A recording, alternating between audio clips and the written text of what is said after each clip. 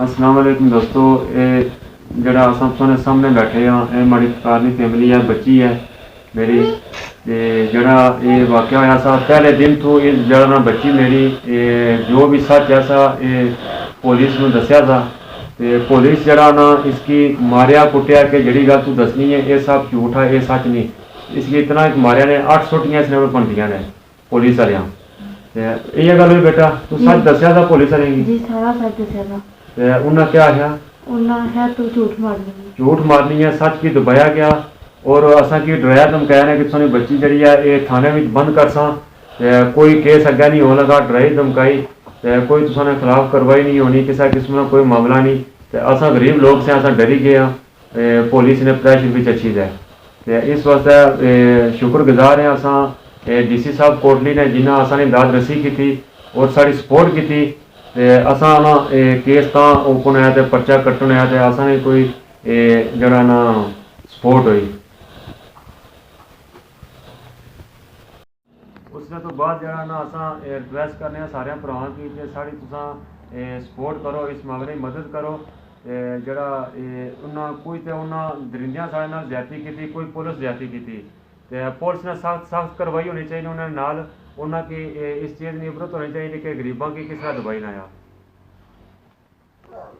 बानी शुक्रिया जिन्ना social media पर ये चीज़ आती। मारा नाम है बिशारत हुसैन, नला डगार माड़े घर हैं। मैं उस मुतासरा लड़की ना बाप हाँ। तो पुलिस ने हवाले नाल मैं गल करना चाहना हाँ। अज 18 तारीख ही सन 2020। तो अज मैं तुसें पैगाम देना दोस्तों संगियां सारे की कि पुलिस ने हवाले नाल जी मैं गल करन लगा इस पिछा जितने भी सारे बयान दिते गए पुलिस ने हक विच वो सब जड़ा ना वो प्रैशराइज सन। कोई भी गल सही नहीं सी हो, क्योंकि पुलिस कोई माड़े नाल इंसाफ नहीं किया। अगर इंसाफ करना होना तो पहले दिन तो जो मैं दरख्वास्त दी सी 8 तारीख उस दिन उन्हें करनी सी चीज़ां, लेकिन नहीं कीतियां। हुण पुलिस इतना तंग करनी, कदे आखनी पुलिस थाना नाड़ के इत्थे नाड़ अच्छी दा बयान दिओ जी, कदे झड़ोई दिओ जी, कदे कोटली दिओ जी। तो असां की उन्होंने बड़ा जलील किया वा, खज्जल दा खराब करने पे असां की।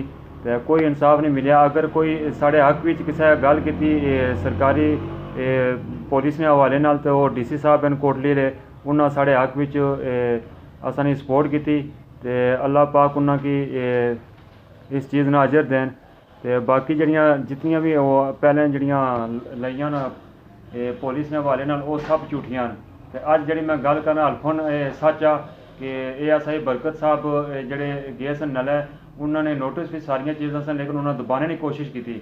अगर वो उस दिन करी छुड़ने तो असें इंसाफ मिले। तो मैं सोशल मीडिया ने पुराना शुक्रगुजार हाँ जिन्ना ये चीज़ां सोशल मीडिया ने सामने आंदियां।